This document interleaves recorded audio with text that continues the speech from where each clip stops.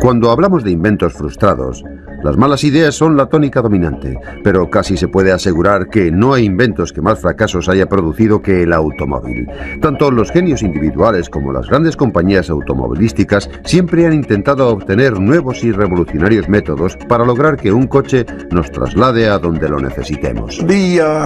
Los años 50 fueron una época de creciente prosperidad en los Estados Unidos. Había mucha confianza en la modernidad y en el futuro. Y hubo una especie de fiebre automovilística en la que mucha gente, con su fantasía, invirtió en sus vehículos. Y muchos fabricantes hicieron lo posible por satisfacer esa demanda. Creo que esa es la razón por la que surgieron conceptos tan extravagantes. En los años 60, la Ford estaba ansiosa por demostrar al público que se encontraba en la vanguardia del diseño innovador. De hecho, llegó a coquetear con la idea de construir un motor de energía nuclear. El Nucleón, como se lo denominó, disponía de su propio contenedor de plutonio, pero enseguida surgieron dudas en torno a su modo de repostar y los peligros potenciales de un reactor nuclear sobre ruedas. El Nucleón no pasó de ser un modelo a escala de 1 metro.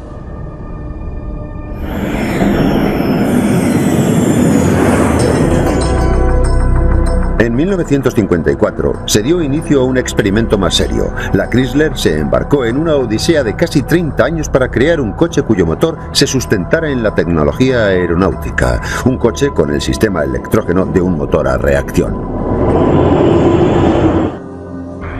En octubre de 1963 se presentó el nuevo modelo de Chrysler con motor de turbina. Los motores desarrollados por los técnicos norteamericanos venían acompañados de una carrocería de estilo europeo, diseñado en colaboración con los mejores profesionales de la empresa italiana Ghia.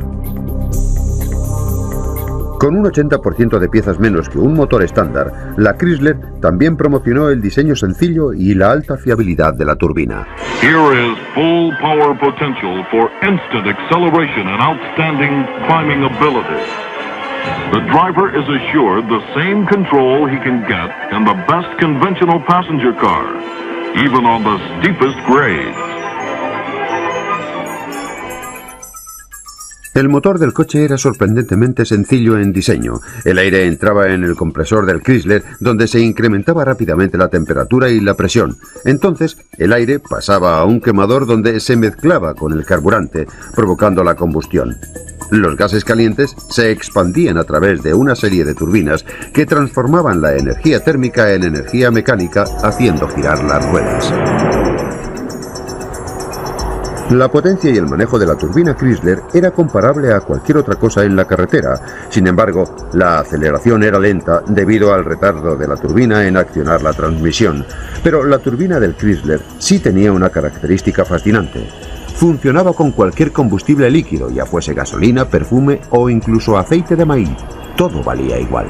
Se cuenta una anécdota en la que durante la fase de ensayos los técnicos echaron whisky en el depósito para ver si así también funcionaba. Cuando comprobaron que era posible, unos mecánicos muy bromistas se quejaron amargamente de que se hubiera echado a perder el whisky de ese modo. El proyecto fue declarado no factible, debido en gran medida a los costes de producción. También faltaba la investigación de nuevas aleaciones metálicas que pudieran resistir las altas temperaturas de la turbina. La Ghia italiana construyó 50 vehículos en Turín. Los enviaron a los Estados Unidos para ser evaluados. A todos se les incorporó el motor creado en los Estados Unidos. 7 años después de comenzado el programa, y por razones de impuestos y aranceles, fueron destruidos casi todos los vehículos, salvo 9. Finalmente, en 1981, la Chrysler abandonó el concepto de motor de turbina.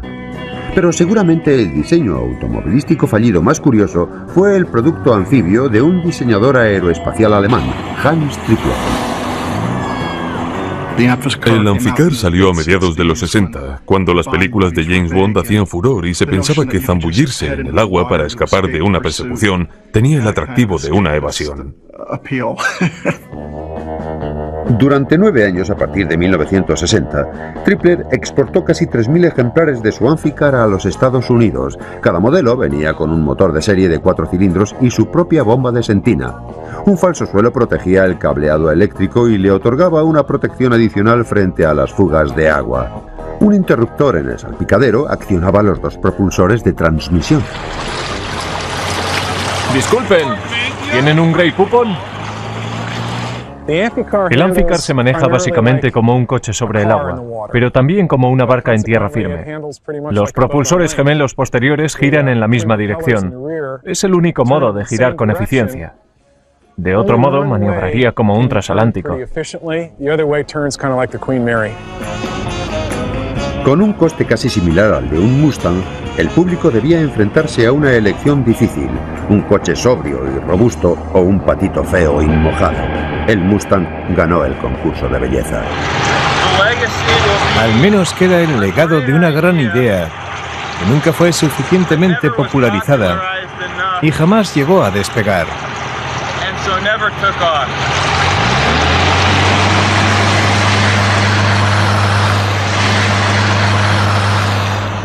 Pero los fracasos más sonoros de la industria del automóvil vinieron de la mano de grandes personalidades que perseguían el sueño de construir el vehículo perfecto. Un antiguo diseñador de la Ford, Preston Tucker, fue uno de aquellos soñadores. Su proyecto era a lo grande. Algunos lo calificaron de temerario.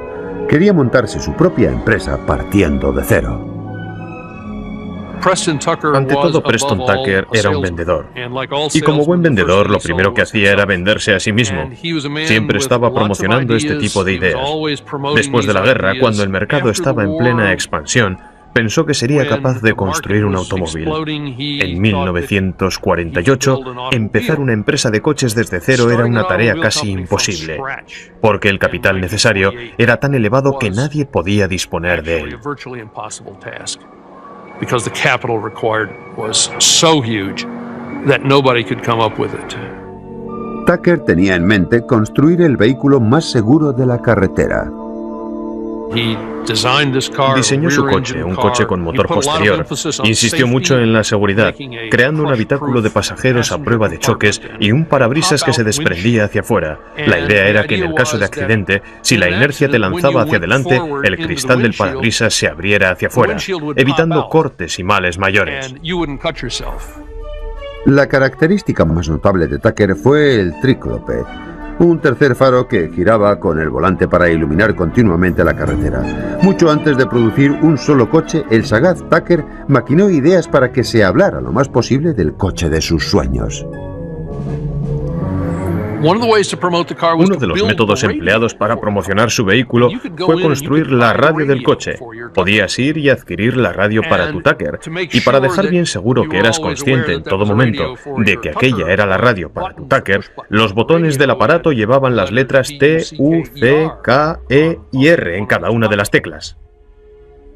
Pero cuando Tucker empezó a vender acciones de su volátil empresa, su sueño empezó a desvanecerse. En cuanto se rumoreó que el gobierno estaba investigando las prácticas empresariales de Tucker, el dinero de los inversores dejó de llegar. Se puede decir que se vendieron más acciones de la empresa de Tucker que ejemplares de su modelo. En total, se llegaron a construir 50 coches. Otro hombre que tenía pasión por ensalzar el diseño del automóvil fue Edsel Ford, el hijo de Henry, muerto durante la Segunda Guerra Mundial. La empresa Ford quiso rendirle honores prestando su nombre a su proyecto más novedoso. Up to now, we at Ford have called it simply the E-Car. Today, it gives me a great deal of pleasure to announce its official name, Edsel, in honor of my father, who served as president of Ford Motor Company. Evidentemente, el modelo Edsel pasó a la historia como sinónimo de fracaso. Y es una lástima, sobre todo porque el Edsel, con su curioso nombre, se llamaba así en memoria del único hijo de Henry Ford. A cierta gente le pareció de mal gusto, a otros les pareció divertido. Irónicamente, Edsel Ford fue un hombre con un gusto exquisito y posteriormente ha sido fuente de inspiración para el que se considera el vehículo más bello de todos los tiempos. El original Mark I Lincoln Continental. Uno de los detalles por los que el Edsel fue ridiculizado inmediatamente fue por lo que se conoció como la parrilla del arnés de caballo, pero que a nivel popular se llamó la parrilla del asiento del inodoro. Apenas 3 años después de su debut, la Ford dejó de fabricar el Edsel. Se calcula que la empresa perdió en la producción y el marketing de este modelo entre 250 y 300 millones de euros.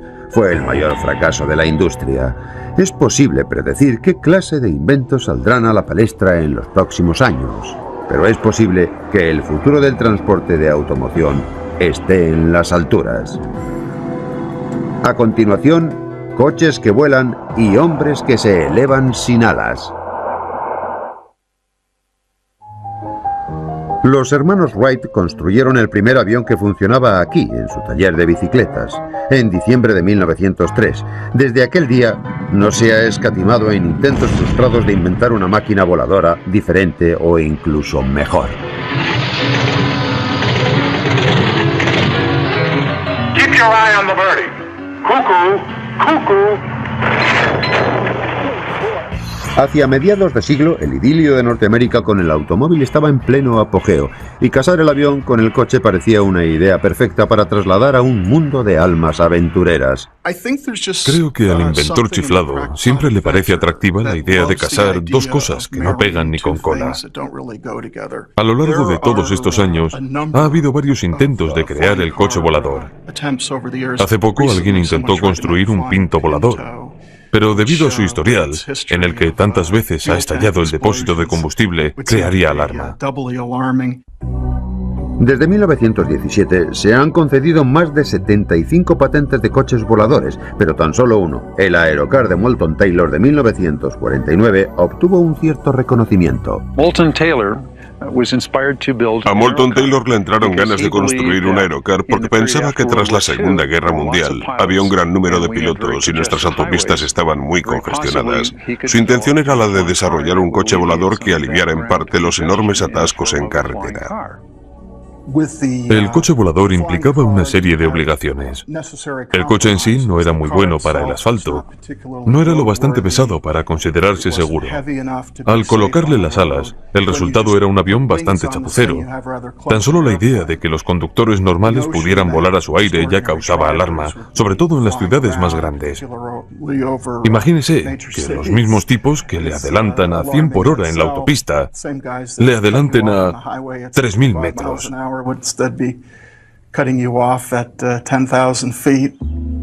El Aerocar tenía algunas características muy singulares: un motor trasero con volante en la parte frontal.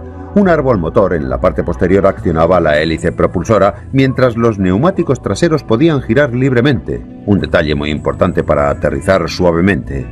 Ya hubo otra versión del coche volador, el Airphibian de Robert Fulton de 1946, con un motor bastante aparatoso y un aditamento de alas que debía ser guardado en pequeños aeropuertos. But unfortunately, it's an invention whose time has not yet come, and it never really gets off the ground. Por otro lado, el Aerocar de Moulton Taylor intentaba ser un medio adaptable con sus alas plegables y almacenables. Si le sorprendía una tormenta en vuelo, podía buscar una carretera, aterrizar, trasladar las alas a un lugar más despejado y remontar el viaje aéreo. A pesar de que su línea no era muy aerodinámica, el Aerocar tan solo requería una pequeña pista de despegue. Sin embargo, la burocracia mantuvo al Aerocar aparcado. El mercado es demasiado reducido para sacar un vehículo volador. Hay que ser piloto y conductor, hay que sacarse un certificado médico oficial, hay que tener un montón de permisos, saber manejar una radio y cosas así. El alto coste y el inconveniente de tener que ajustar y reajustar las alas también contribuyeron a matar el sueño del utilitario volador para las masas. Solo se construyeron 5 Aerocar, dejándonos a solas con nuestra fantasía de salir volando de un atasco en hora punta. Man being powered through the air without benefit of plane or balloon is today a reality. Tomorrow, he may even be a traffic problem.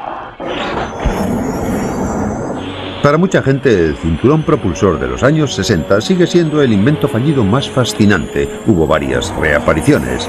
El primero fue fabricado por los laboratorios Bell Jet. El propósito inicial del cinturón con cohetes a base de hidrógeno fue el de proporcionar a los soldados un sistema para efectuar reconocimientos aéreos, una forma fácil de desplazamiento sobre terreno irregular y una plataforma estable para disparar armas. El cinturón propulsor fracasó en todos estos aspectos. Era demasiado ruidoso para misiones de espionaje, tan solo podía transportar combustible para 21 segundos de vuelo, y era demasiado complicado volar y disparar al mismo tiempo. La versión más famosa fue diseñada y fabricada por un conocido cámara de cine de Hollywood, Nelson Tyler. En las Olimpiadas de 1984 se pudo admirar una exhibición de su modelo. El aparato se controla mediante los brazos que sobresalen. Hay una válvula para subir y bajar moviendo la palanca hacia arriba o hacia abajo. Se puede volar hacia adelante o hacia atrás, se puede girar. Lo curioso es que es muy difícil volar. Cuesta aprender y entrenar porque solo se dispone de 20 segundos para hacerlo. Y si hay un fallo en el sistema te caes como una piedra. Y además te caes atado a este aparato con su combustible. Si se produce un choque te quemas. El cinturón propulsor funciona con una mezcla especial que contiene un 90% de peróxido de hidrógeno puro, sometido a gran presión a través de una serie de finas redes de plata. Mediante una reacción química se produce calor, agua y un impulso de 140 kilos de vapor. El ejército abandonó el proyecto en los años 60 al no poder desarrollar combustibles más ligeros para vuelos de mayor duración, pero la contemplación de este extraño invento ha hecho bullir la imaginación ante la posibilidad de volar como Superman. Of all the items in our stock catalog, there is only one which would have the high velocity and low wind resistance of flying saucers. The cover of a GI trash can. Durante años mucha gente aseguró que había observado platillos volantes en la infame zona 51 del estado de Nevada, célebre por sus avistamientos de ovnis. Puede que estos rumores tuvieran cierta base real. Con ustedes, el Avro, un disco volador de 2 plazas construido por las Fuerzas Armadas de los Estados Unidos y algunos fabricantes canadienses en 1958. El ejército norteamericano intentó capitalizar la emergente tecnología de reacción invirtiendo casi 12 millones de euros en el futurista Avro. Pensado para surcar los cielos a más de 3.000 metros de altitud, las 3 turbinas generaban la fuerza de ascensión suficiente para transportar un piloto y un pasajero. Los 450 kilos de impulso del generador turbocontinental eran dirigidos mediante conductos internos para provocar un efecto aerodeslizante. El Avro también disponía de un sistema de ventilación lateral para proporcionar un control periférico adicional para evitar el vuelco. Los técnicos jamás consiguieron controlar completamente el Avro en vuelo libre. Tampoco lograron que se elevara algo más de escasos centímetros y a duras penas podía cruzar pequeñas zanjas. Las esperanzas de las Fuerzas Armadas de hacerse con un vehículo todoterreno se desvanecieron. Los ovnis, los cohetes voladores y otros propulsados por los aires prácticamente han desaparecido por completo del escenario. Sin embargo, algunos de los más sonados fracasos han venido de la mano de otros con mucho más éxito. A continuación, Thomas Edison descubre que las casas de cemento no son lo que parecen. La mayoría de los inventos fallidos son producto de creadores anónimos, pero incluso las mentes más preclaras tienen malas ideas. Thomas Edison, Nikola Tesla y el futurista Buckminster Fuller también metieron la pata en sus exitosas carreras profesionales. Cualquiera que esté exprimiéndose el cerebro constantemente, poniéndose a prueba todo el rato, acabará pariendo ideas que sencillamente no funcionen. Nikola Tesla es recordado como el campeón de la corriente eléctrica alterna, de los rayos X y la comunicación sin hilos. Creó una central eléctrica en las cataratas del Niágara y en la época de los caballos y las calesas, Tesla fabricaba torpedos teledirigidos. Muchos temían que sus inventos provinieran de un lugar más siniestro. Se puede decir que Tesla era el inventor loco por excelencia de todos los tiempos.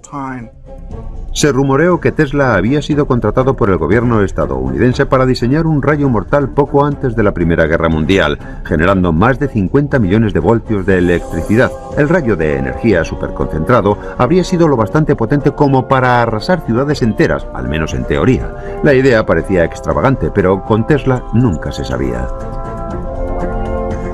Era el tipo de persona que no se podía criticar demasiado a la ligera, porque había conseguido poner en práctica suficientes teorías de las suyas y gozaba de bastante credibilidad. Tesla había imaginado que un día los aviones no serían impulsados por motores, sino por rayos de energía emitidos desde torres a lo largo y ancho de los Estados Unidos. Los aviones recorrerían su trayecto guiados por pequeños receptores colocados en la parte inferior. Tesla llegó a construir una torre eléctrica gigante de casi 60 metros en Long Island, pero se quedó sin dinero antes de poder llevar a cabo los ensayos. Pese a haber conquistado las cataratas del Niágara, el talento de Tesla no era aplicable a su economía personal. Murió casi en la pobreza, incapaz de poner a prueba las innumerables ideas que diariamente apuntaba en sus cuadernos. Los investigadores todavía siguen escrutando sus anotaciones con la esperanza de descubrir alguna idea brillante. Incluso la gran mente inventora de Thomas Edison tuvo varios patinazos. El padre de la bombilla, el fonógrafo y el cine obtuvo la concesión de 400 patentes en un fructífero período de 80 años, desde 1979 hasta 1986. Pero tras cumplir 40 años, las cosas se torcieron para el mago de Menlo Park. Thomas Edison llegó a Menlo Park en 1876, cuando tenía unos 29 años. En aquella época despunta como inventor, creador e innovador. Todo lo que toca resulta increíble. Se puede decir que entre los 25 y 40 años era como el rey Midas. Lo que tocaba lo convertía no en oro, sino en platino. Sin embargo, posteriormente hay una línea de inflexión. De pronto todo lo que emprende ya no tiene tanto éxito, y a medida que pasa el tiempo es peor. Y en sus últimos años pasa del oro, digamos que a la hojalata. Uno de los fracasos más extravagantes de Edison está relacionado con la manipulación de la energía eléctrica para fabricar un aparato de comunicación con el más allá. Tras la masacre de la Primera Guerra Mundial, Edison pensó que las familias podrían estar interesadas en contactar con sus seres queridos fallecidos. Entre sus teorías estaba la creencia de que había una fuente invisible de energía eléctrica que podía establecer una comunicación entre los supervivientes y los muertos. Hasta el día de hoy no ha habido respuesta a las llamadas de Edison. Otro de los inventos fallidos de Edison fue la muñeca habladora, una idea que resultó estar adelantada a la tecnología de su tiempo. Edison inventó el fonógrafo en 1877. En el 79 decidió hacer una muñeca parlante. Importó las cabezas de Alemania porque eran las de mejor calidad. Dentro del cuerpo de las muñecas había puesto un pequeño motor de fonógrafo que funcionaba a mano y un pequeño disco de cera extraíble. En total había 7 u 8 canciones diferentes que se podían comprar aparte para colocar en el interior de la muñeca, y los niños hacían funcionar la muñeca. Pero en aquella época era muy complicado poner en marcha su fonógrafo. En primer lugar, había que mantener una velocidad constante y había que desmontar todo el motor para cambiar de disco.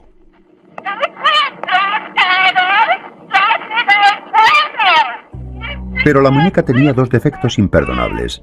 El fonógrafo era demasiado delicado para que lo manejaran los niños, y el disco de cera se desgastaba con unas pocas pasadas, con lo que finalmente la aguja de metal solo rascaba el cilindro de acero, produciendo un sonido estridente muy desagradable que espantaba a los niños. Edison cerró la empresa en 1891. Otra de las ideas de Edison que jamás despegó, o en este caso jamás se posó en tierra, fue el diseño de una casa fabricada enteramente de hormigón. Esta idea tenía bastante que ver con el hecho de que Edison era el propietario de la cementera Portland, uno de los principales suministradores norteamericanos de hormigón. El cemento le aportaba a Edison pingües beneficios. El Yankee Stadium se construyó con su cemento. El Canal de Panamá se construyó con su cemento. Así que a Edison el cemento le iba muy bien, le era muy rentable, era una buena industria. Entonces empezó a desarrollar ideas con el cemento como base. Edison pensó que podría amasar una gran fortuna si lograba que los norteamericanos se enamoraran de su casa de hormigón, y para tal fin encargó unos moldes de hierro muy pesados y costosos para todas las piezas de una casa de 2 pisos de 700 metros cuadrados. Para terminarla tan solo sería necesaria la fontanería y los cables de la luz. Edison llegó a crear una extravagante línea de mobiliario para su hogar, incluyendo sofás y sillones. En cuanto la prensa se enteró, publicaron viñetas que mostraban 2 caballos atados al sofá para poder limpiar el polvo. Y a Edison le encantó el dibujo, lo colgó en su despacho. En una época en la que una casa normal se vendía por unos pocos miles de euros, la casa de hormigón conllevaba una factura de más de 100.000 euros. La única forma de hacer que fuera asequible era la producción en masa. La empresa manufacturera de hormigón de Edison tan solo llegó a fabricar 11 casas antes de ir a la quiebra. Edison no fue el único inventor que tuvo una idea original o extravagante para edificar masivamente. Buckminster Fuller era un ingeniero, inventor y futurista muy bien considerado. El Museo de Henry Ford en Michigan contiene el único ejemplar existente de la casa Dymaxion diseñada por Fuller. El sueño fallido de un hogar más luminoso y barato ha sido reconstruido para ser mostrado al público. Tras la Segunda Guerra Mundial, todo el mundo intentó sacar provecho de la escasez de viviendas, pero Fuller tuvo una idea totalmente diferente. Quiso revolucionar la industria de la vivienda, tanto desde el concepto de la producción como desde el concepto de una técnica nueva. La casa Dymaxion significaba máxima tensión dinámica. Al contrario de la mayoría de las casas que se asientan sobre una base, Fuller pensó que ciertos materiales funcionaban mejor en tensión. Toda la casa estaba suspendida de unos cables que cuelgan de un mástil central, como si fuera un paraguas. Nada se apoya en el suelo. Fuller se dirigió a una empresa aeronáutica para fabricar una fachada exterior de aluminio ligera y fácil de transportar. Toda la casa estaba pensada para ser entregada en un solo tubo. La casa Dymaxion costaba 6.500 euros. Sus 2 dormitorios venían con su propio minúsculo baño prefabricado. No es como nuestro cuarto de baño actual. Se está un poco apretado aquí dentro. También disponía de unos imaginativos compartimentos giratorios para aprovechar el espacio al máximo. Al igual que la posterior casa geodésica de Fuller, la Dymaxion fracasó en parte por ser tan diferente. Su planta y su distribución única impedía añadir nuevas estancias para las familias que iban creciendo. Su forma circular también proporcionó quebraderos de cabeza a sus propietarios, ya que era imposible colocar estanterías verticales y sofás en este espacio curvo. Al igual que otros muchos inventos, es posible que la casa de Fuller fracasara por estar un poco adelantada a su tiempo. Mientras que algunos inventos frustrados intentaban hacer la vida más fácil, otros llegaron a destrozarla. A continuación, una botella que deja con la boca abierta. En el campo de la medicina se han producido la mayor parte de los inventos fallidos. Bob McCoy ha reunido una colección de más de 250.000 artilugios extraños en su Museo de Aparatos Médicos Dudosos de Minneapolis. En 1898, el descubrimiento del elemento radiactivo radio generó una plétora de inventos médicos mortales. La gente se pregunta por qué hay tantos inventos con el radio. Yo pienso que es porque se hizo muy popular a comienzos del siglo XX. Daba una cierta sensación de vitalidad y energía. No solo se vendían productos con radio pensando que aportaban salud, sino que también estaban relacionados con la sexualidad. Hacían productos radioactivos que convertían a cualquier hombre débil y achacoso en un atleta. Ponían a secar testículos de jabalí y los hacían radioactivos para mejorar la capacidad amatoria. Incluso fabricaban supositorios radioactivos para hombres y mujeres. Se vendía toda una línea de productos absurdos como esta.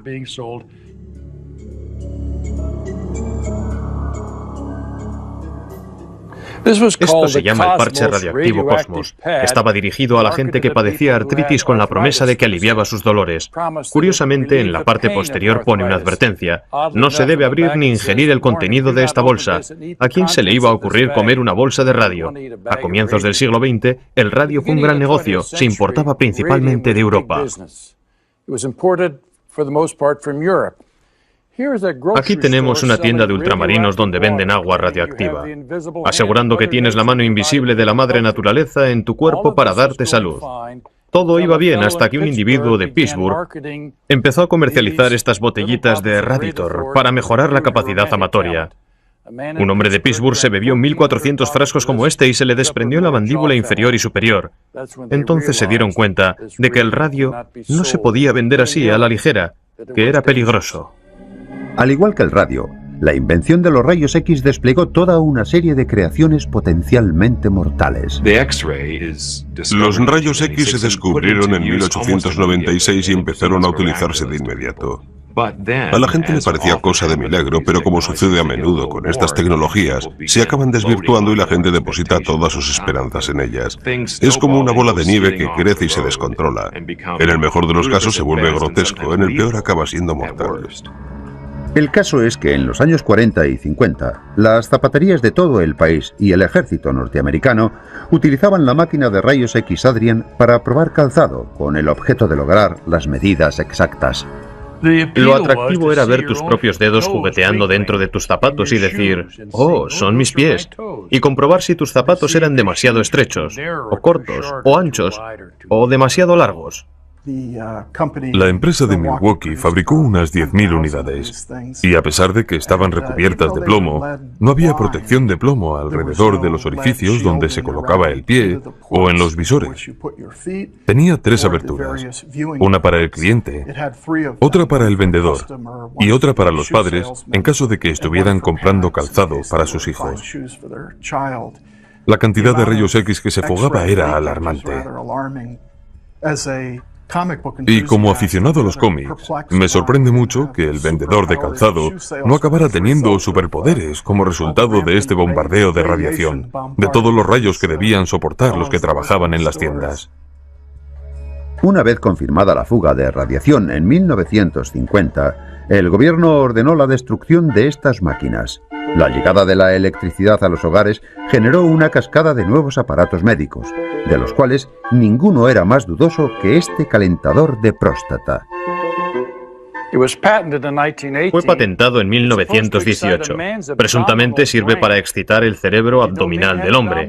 ¿Sabían que el hombre tiene cerebro abdominal? Según la Oficina de Patentes de los Estados Unidos, sí. La potencia de los vatios de esta bombilla controla el calor.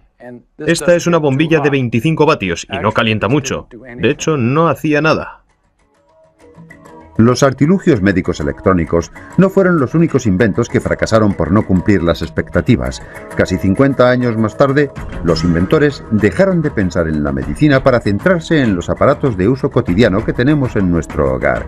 En 1977, en una reunión de accionistas de Polaroid, el presidente Edwin Land, inventor de la cámara instantánea Polaroid, mostró orgulloso su nueva creación, la Polavisión. Sonorizaba una película en 1 minuto. Land anunció que las películas caseras de Polaroid iban a formar parte de nuestra vida cotidiana. Mediante un sistema de revelado similar al de Polaroid, Polavisión utilizaba cartuchos de grabación de 2 minutos. Cada cartucho costaba 10 euros y se requería un monitor de televisión especial para ver la película. No grababa sonido. Mientras Land se dirigía a sus accionistas, Sony estaba a punto de anunciar su grabador de vídeo. En cuanto los vídeos y el formato VHS llegaron a las estanterías de los comercios, los consumidores optaron por la grabación de larga duración, el sonido y la reproducción inmediata. Polaroid perdió más de 65 millones de euros en investigación y marketing. Mientras el sistema VHS de Sony condenaba a Polavisión al ostracismo, la Sociedad de Inventos No Útiles empezó a acoger los recientes fracasos. Un invento no inútil es algo inútil en el sentido de que no funciona. No es el tipo de invento que te hace la vida necesariamente más fácil, pero no es completamente inútil. Es casi útil o es no inútil porque divierte a la gente. Este es el sombrero del marido fiel. La idea es que la señora se lo regale a su marido o novio con el fin de que no se fijen las jovencitas atractivas mientras pasea por el parque. Es decir, lleva constantemente una foto de su esposa e hijos para recordarle sus compromisos afectivos.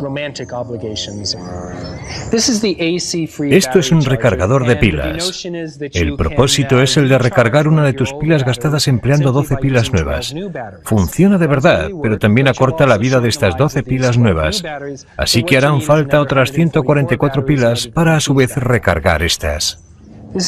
Esta es una camiseta para rascar la espalda. Si tienes ese problema, le vas indicando a tu pareja que rasque más arriba o abajo, o a la derecha o a la izquierda, o simplemente tal vez sea más eficaz decir, ¿me rascas por favor F3? ¡Oh, qué bien, qué bien!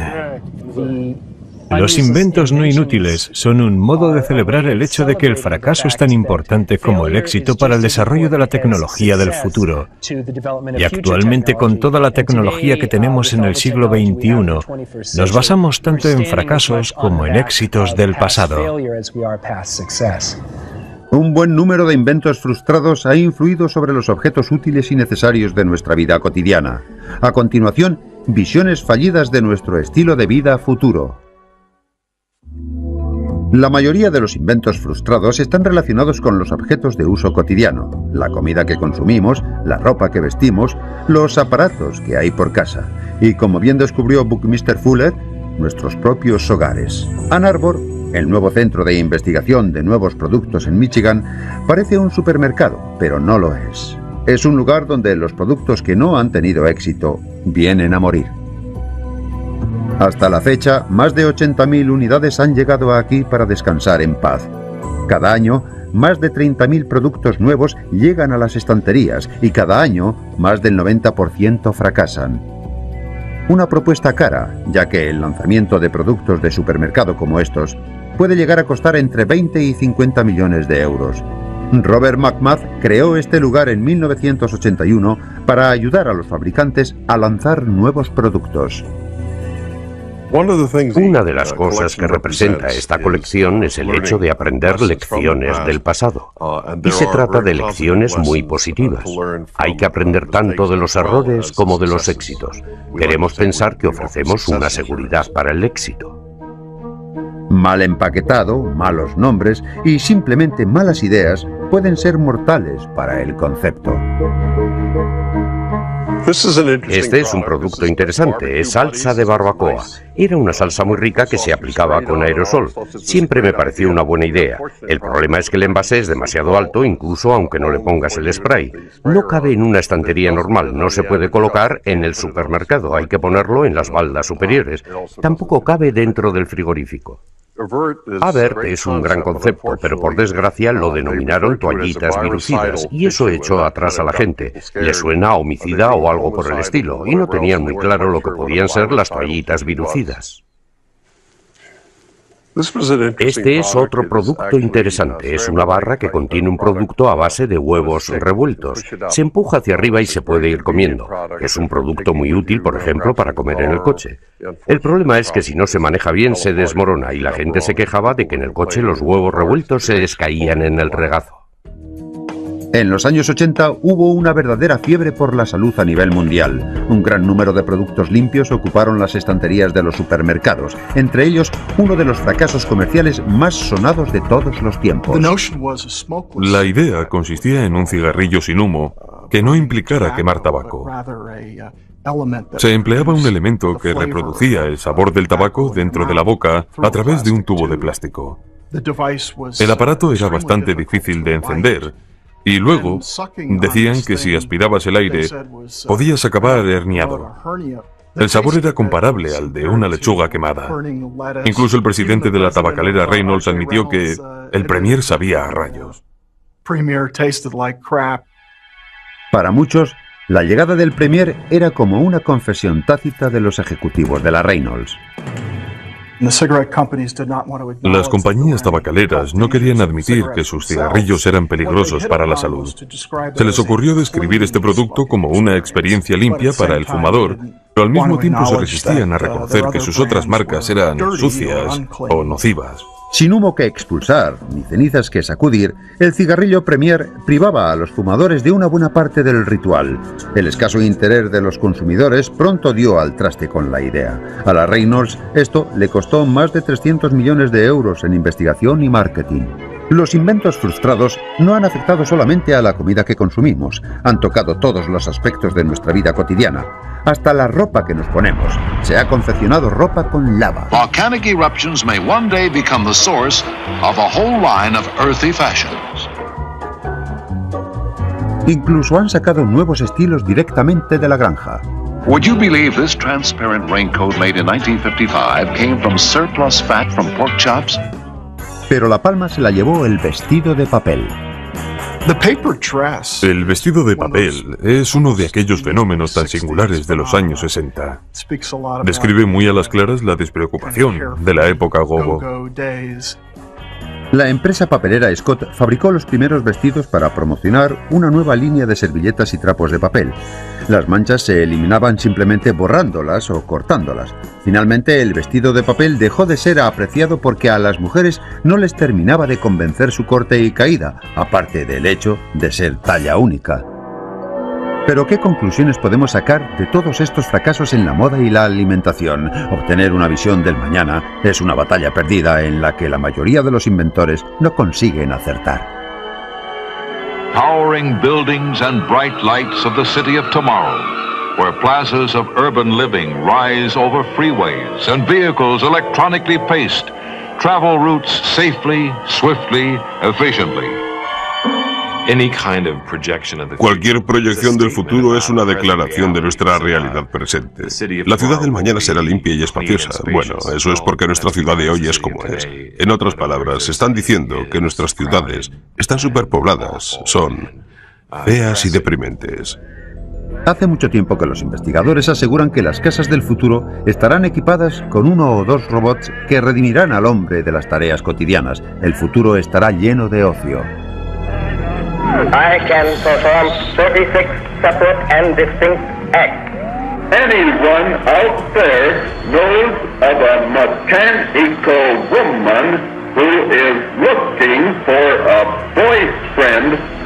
The robot. El robot es el símbolo más poderoso del mundo del mañana, pero la mayoría de nosotros todavía lo estamos esperando. No sé si tú tienes uno, pero creo que todos estamos deseando disponer de nuestros robots personales para que cuiden la casa, nos sirvan el café por la mañana y saquen al perro a pasear.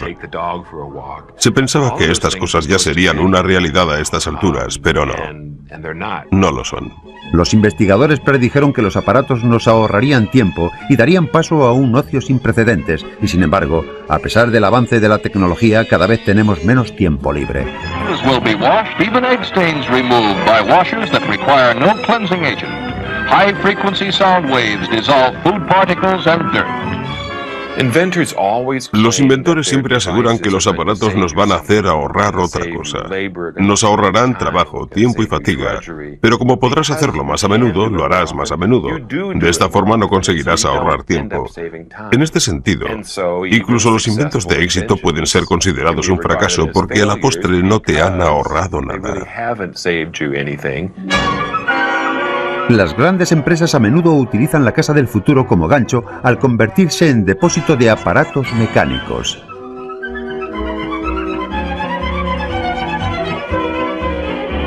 Would I like it? What a dream. Imagine how wonderful it would be to live in a house like this. Casas de plástico muy fáciles de limpiar, tostadoras de alta tecnología en compartimentos especiales que ahorran espacio e incluso cintas transportadoras que se llevan los platos sucios a los esterilizadores. Con tanta promesa, nos sorprende que la casa del futuro no haya llegado aún.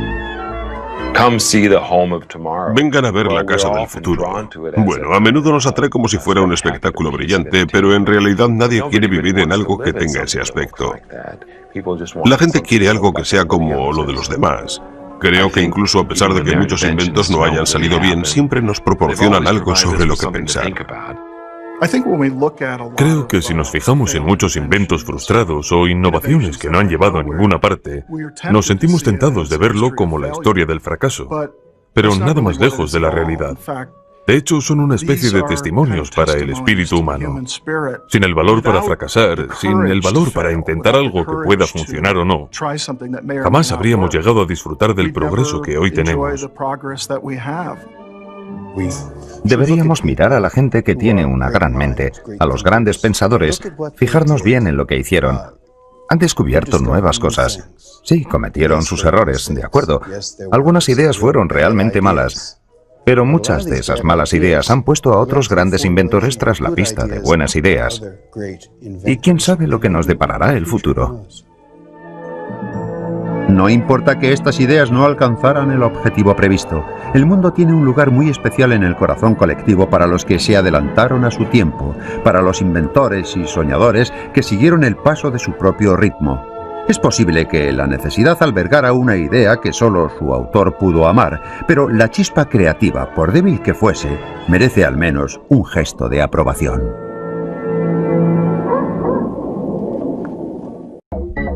Cuando hablamos de inventos frustrados, las malas ideas son la tónica dominante, pero casi se puede asegurar que no hay inventos que más fracasos haya producido que el automóvil. Tanto los genios individuales como las grandes compañías automovilísticas siempre han intentado obtener nuevos y revolucionarios métodos para lograr que un coche nos traslade a donde lo necesitemos. Los años 50 fueron una época de creciente prosperidad en los Estados Unidos. Había mucha confianza en la modernidad y en el futuro. Y hubo una especie de fiebre automovilística en la que mucha gente, con su fantasía, invirtió en sus vehículos. Y muchos fabricantes hicieron lo posible por satisfacer esa demanda. Creo que esa es la razón por la que surgieron conceptos tan extravagantes. En los años 60, la Ford estaba ansiosa por demostrar al público que se encontraba en la vanguardia del diseño innovador. De hecho, llegó a coquetear con la idea de construir un motor de energía nuclear. El Nucleón, como se lo denominó, disponía de su propio contenedor de plutonio, pero enseguida surgieron dudas en torno a su modo de repostar y los peligros potenciales de un reactor nuclear sobre ruedas. El Nucleón no pasó de ser un modelo a escala de 1 metro.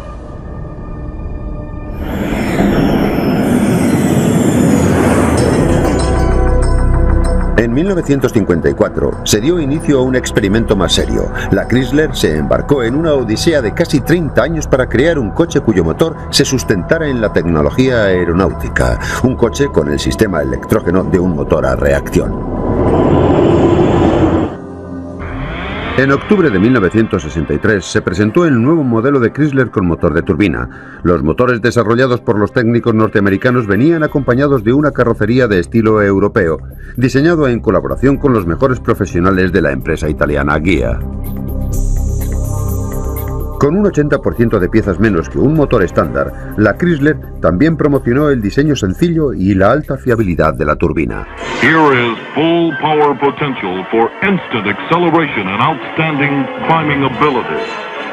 The driver is assured the gusto exquisito y posteriormente ha sido fuente de inspiración para el que se considera el vehículo más bello de todos los tiempos. El original Mark I Lincoln Continental. Uno de los detalles por los que el Edsel fue ridiculizado inmediatamente fue por lo que se conoció como la parrilla del arnés de caballo, pero que a nivel popular se llamó la parrilla del asiento del inodoro. Apenas 3 años después de su debut, la Ford dejó de fabricar el Edsel. Se calcula que la empresa perdió en la producción y el marketing de este modelo entre 250 y 300 millones de euros. Fue el mayor fracaso de la industria. Es posible predecir qué clase de inventos saldrán a la palestra en los próximos años, pero es posible que el futuro del transporte de automoción esté en las alturas. A continuación, coches que vuelan y hombres que se elevan sin alas. Los hermanos Wright construyeron el primer avión que funcionaba aquí, en su taller de bicicletas, en diciembre de 1903. Desde aquel día no se ha escatimado en intentos frustrados de inventar una máquina voladora diferente o incluso mejor. Keep your eye on the birdie. Cuckoo, cuckoo. Hacia mediados de siglo, el idilio de Norteamérica con el automóvil estaba en pleno apogeo, y casar el avión con el coche parecía una idea perfecta para trasladar a un mundo de almas aventureras. Creo que al inventor chiflado siempre le parece atractiva la idea de casar dos cosas que no pegan ni con cola. A lo largo de todos estos años, ha habido varios intentos de crear el coche volador. Hace poco alguien intentó construir un Pinto volador. Pero debido a su historial, en el que tantas veces ha estallado el depósito de combustible, crearía alarma. Desde 1917 se han concedido más de 75 patentes de coches voladores, pero tan solo uno, el Aerocar de Moulton Taylor de 1900. Diseñó su coche, un coche con motor posterior. Insistió mucho en la seguridad, creando un habitáculo de pasajeros a prueba de choques y un parabrisas que se desprendía hacia afuera. La idea era que en el caso de accidente, si la inercia te lanzaba hacia adelante, el cristal del parabrisas se abriera hacia afuera, evitando cortes y males mayores. La característica más notable de Tucker fue el tríclope, un tercer faro que giraba con el volante para iluminar continuamente la carretera. Mucho antes de producir un solo coche, el sagaz Tucker maquinó ideas para que se hablara lo más posible del coche de sus sueños. Uno de los métodos empleados para promocionar su vehículo fue construir la radio del coche. Podías ir y adquirir la radio para tu Tucker, y para dejar bien seguro que eras consciente en todo momento de que aquella era la radio para tu Tucker, los botones del aparato llevaban las letras T, U, C, K, E y R en cada una de las teclas. Pero cuando Tucker empezó a vender acciones de su volátil empresa, su sueño empezó a desvanecerse. En cuanto se rumoreó que el gobierno estaba investigando las prácticas empresariales de Tucker, el dinero de los inversores dejó de llegar. Se puede decir que se vendieron más acciones de la empresa de Tucker que ejemplares de su modelo. En total, se llegaron a construir 50 coches. Otro hombre que tenía pasión por ensalzar el diseño del automóvil fue Edsel Ford, el hijo de Henry, muerto durante la Segunda Guerra Mundial. La empresa Ford quiso rendirle honores prestando su nombre a su proyecto más novedoso. Up to now, we at Ford have called it simply the E-Car. Today, it gives me a great deal of pleasure to announce its official name, Edsel, in honor of my father, who served as president of Ford Motor Company. Evidentemente, el modelo Edsel pasó a la historia como sinónimo de fracaso. Y es una lástima, sobre todo porque el Edsel, con su curioso nombre, se llamaba así en memoria del único hijo de Henry Ford. A cierta gente le pareció de mal gusto, a otros les pareció divertido. Irónicamente, Edsel Ford fue un hombre con ejemplares de su Amphicar a los Estados Unidos. Cada modelo venía con un motor de serie de 4 cilindros y su propia bomba de sentina. Un falso suelo protegía el cableado eléctrico y le otorgaba una protección adicional frente a las fugas de agua. Un interruptor en el salpicadero accionaba los dos propulsores de transmisión. Disculpen, ¿tienen un Grey Poupon? El Amphicar se maneja básicamente como un coche sobre el agua, pero también como una barca en tierra firme. Los propulsores gemelos posteriores giran en la misma dirección. Es el único modo de girar con eficiencia. De otro modo, maniobraría como un transatlántico. Con un coste casi similar al de un Mustang, el público debía enfrentarse a una elección difícil: un coche sobrio y robusto o un patito feo y mojado. El Mustang ganó el concurso de belleza. Al menos queda el legado de una gran idea que nunca fue suficientemente popularizada y jamás llegó a despegar.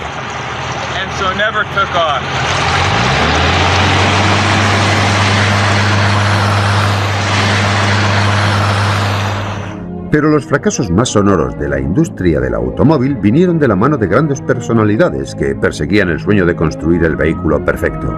Un antiguo diseñador de la Ford, Preston Tucker, fue uno de aquellos soñadores. Su proyecto era a lo grande. Algunos lo calificaron de temerario. Quería montarse su propia empresa partiendo de cero. Ante todo, Preston Tucker era un vendedor. Y como buen vendedor, lo primero que hacía era venderse a sí mismo. Siempre estaba promocionando este tipo de ideas. Después de la guerra, cuando el mercado estaba en plena expansión, pensó que sería capaz de construir un automóvil. En 1948, empezar una empresa de coches desde cero era una tarea casi imposible, porque el capital necesario era tan elevado que nadie podía disponer de él. Because the capital required was so huge that nobody could come up with it.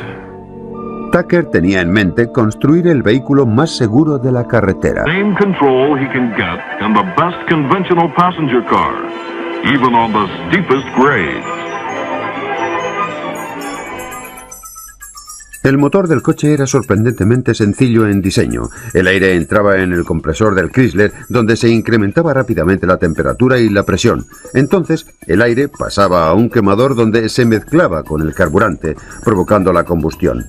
Los gases calientes se expandían a través de una serie de turbinas que transformaban la energía térmica en energía mecánica, haciendo girar las ruedas. La potencia y el manejo de la turbina Chrysler era comparable a cualquier otra cosa en la carretera. Sin embargo, la aceleración era lenta debido al retardo de la turbina en accionar la transmisión. Pero la turbina del Chrysler sí tenía una característica fascinante. Funcionaba con cualquier combustible líquido, ya fuese gasolina, perfume o incluso aceite de maíz. Todo valía igual. Se cuenta una anécdota en la que durante la fase de ensayos los técnicos echaron whisky en el depósito para ver si así también funcionaba. Cuando comprobaron que era posible, unos mecánicos muy bromistas se quejaron amargamente de que se hubiera echado a perder el whisky de ese modo. El proyecto fue declarado no factible, debido en gran medida a los costes de producción. También faltaba la investigación de nuevas aleaciones metálicas que pudieran resistir las altas temperaturas de la turbina. La IA italiana construyó 50 vehículos en Turín. Los enviaron a los Estados Unidos para ser evaluados. A todos se les incorporó el motor creado en los Estados Unidos. 7 años después de comenzado el programa, y por razones de impuestos y aranceles, fueron destruidos casi todos los vehículos, salvo 9. Finalmente, en 1981, la Chrysler abandonó el concepto de motor de turbina. Pero seguramente el diseño automovilístico fallido más curioso fue el producto anfibio de un diseñador aeroespacial alemán, Hans Trippler. El Amphicar salió a mediados de los 60, cuando las películas de James Bond hacían furor y se pensaba que zambullirse en el agua para escapar de una persecución tenía el atractivo de una evasión. Durante 9 años a partir de 1960, Trippler exportó casi 3.000 ejemplares.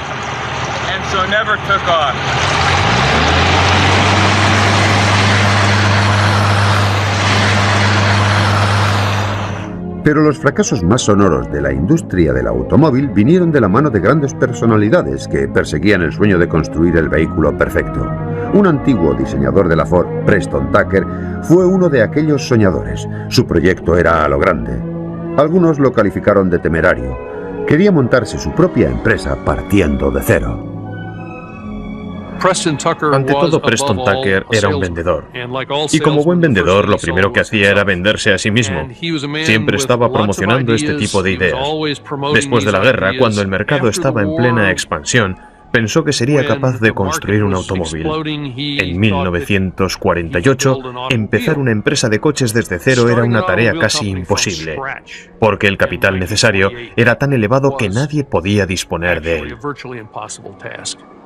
Because the capital required was so huge that nobody could come up with it. Tucker tenía en mente construir el vehículo más seguro de la carretera. Diseñó su coche, un coche con motor posterior. Insistió mucho en la seguridad, creando un habitáculo de pasajeros a prueba de choques y un parabrisas que se desprendía hacia afuera. La idea era que en el caso de accidente, si la inercia te lanzaba hacia adelante, el cristal del parabrisas se abriera hacia afuera, evitando cortes y males mayores. La característica más notable de Tucker fue el tríclope, un tercer faro que giraba con el volante para iluminar continuamente la carretera. Mucho antes de producir un solo coche, el sagaz Tucker maquinó ideas para que se hablara lo más posible del coche de sus sueños. Diseñado en colaboración con los mejores profesionales de la empresa italiana Ghia. Con un 80% de piezas menos que un motor estándar, la Chrysler también promocionó el diseño sencillo y la alta fiabilidad de la turbina. Here is full power potential for instant acceleration and outstanding climbing ability.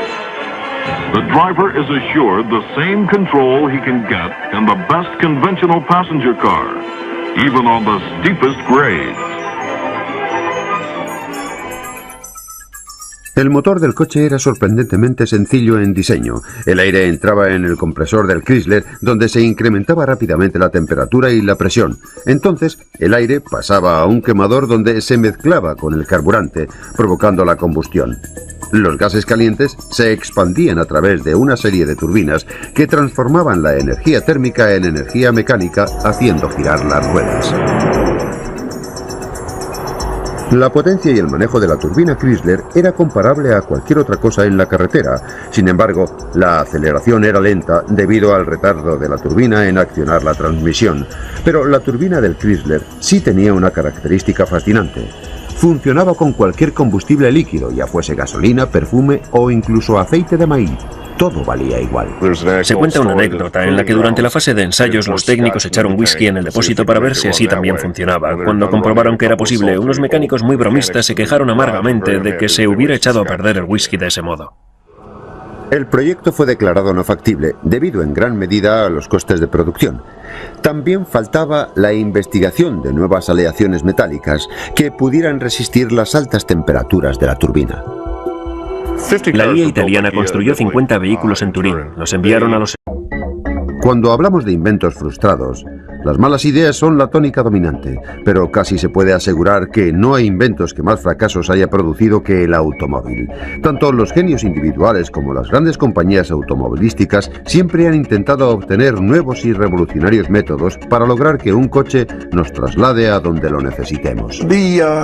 Los años 50 fueron una época de creciente prosperidad en los Estados Unidos. Había mucha confianza en la modernidad y en el futuro. Y hubo una especie de fiebre automovilística en la que mucha gente, con su fantasía, invirtió en sus vehículos. Y muchos fabricantes hicieron lo posible por satisfacer esa demanda. Creo que esa es la razón por la que surgieron conceptos tan extravagantes. En los años 60, la Ford estaba ansiosa por demostrar al público que se encontraba en la vanguardia del diseño innovador. De hecho, llegó a coquetear con la idea de construir un motor de energía nuclear. El Nucleón, como se lo denominó, disponía de su propio contenedor de plutonio, pero enseguida surgieron dudas en torno a su modo de repostar y los peligros potenciales de un reactor nuclear sobre ruedas.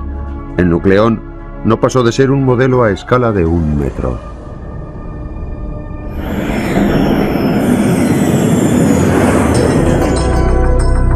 En 1954 se dio inicio a un experimento más serio. La Chrysler se embarcó en una odisea de casi 30 años para crear un coche cuyo motor se sustentara en la tecnología aeronáutica. Un coche con el sistema electrógeno de un motor a reacción.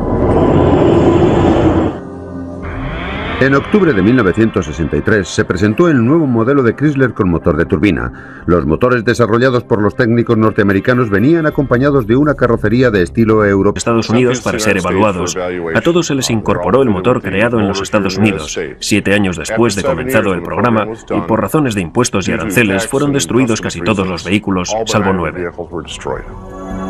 Finalmente, en 1981, la Chrysler abandonó el concepto de motor de turbina. Pero seguramente el diseño automovilístico fallido más curioso fue el producto anfibio de un diseñador aeroespacial alemán, Hans Trippler. El Amficar salió a mediados de los 60, cuando las películas de James Bond hacían furor y se pensaba que zambullirse en el agua para escapar de una persecución tenía el atractivo de una evasión.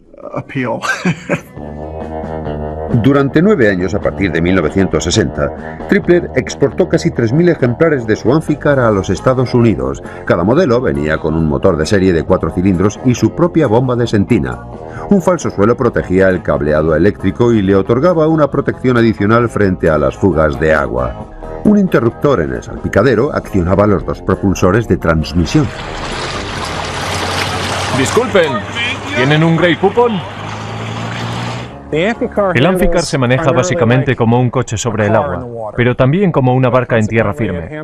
Los propulsores gemelos posteriores giran en la misma dirección. Es el único modo de girar con eficiencia. De otro modo, maniobraría como un transatlántico.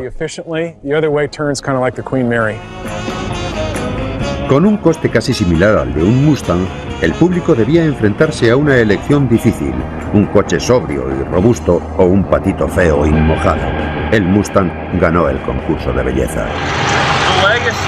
Al menos queda el legado de una gran idea que nunca fue suficientemente popularizada y jamás llegó a despegar.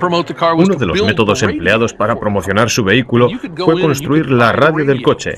Podías ir y adquirir la radio para tu Tucker, y para dejar bien seguro que eras consciente en todo momento de que aquella era la radio para tu Tucker, los botones del aparato llevaban las letras T, U, C, K, E y R en cada una de las teclas. Pero cuando Tucker empezó a vender acciones de su volátil empresa, su sueño empezó a desvanecerse. En cuanto se rumoreó que el gobierno estaba investigando las prácticas empresariales de Tucker, el dinero de los inversores dejó de llegar. Se puede decir que se vendieron más acciones de la empresa de Tucker que ejemplares de su modelo. En total, se llegaron a construir 50 coches. Otro hombre que tenía pasión por ensalzar el diseño del automóvil fue Edsel Ford, el hijo de Henry, muerto durante la Segunda Guerra Mundial. La empresa Ford quiso rendirle honores prestando su nombre a su proyecto más novedoso. Up to now, we at Ford have called it simply the E-Car. Today, it gives me a great deal of pleasure to announce its official name, Edsel, in honor of my father, who served as president of Ford Motor Company. Evidentemente, el modelo Edsel pasó a la historia como sinónimo de fracaso. Y es una lástima, sobre todo porque el Edsel, con su curioso nombre, se llamaba así en memoria del único hijo de Henry Ford. A cierta gente le pareció de mal gusto, a otros les pareció divertido. Irónicamente, Edsel Ford fue un hombre con un gusto exquisito y posteriormente ha sido fuente de inspiración para el que se considera el vehículo más bello de todos los tiempos. El original Mark I Lincoln Continental. Uno de los detalles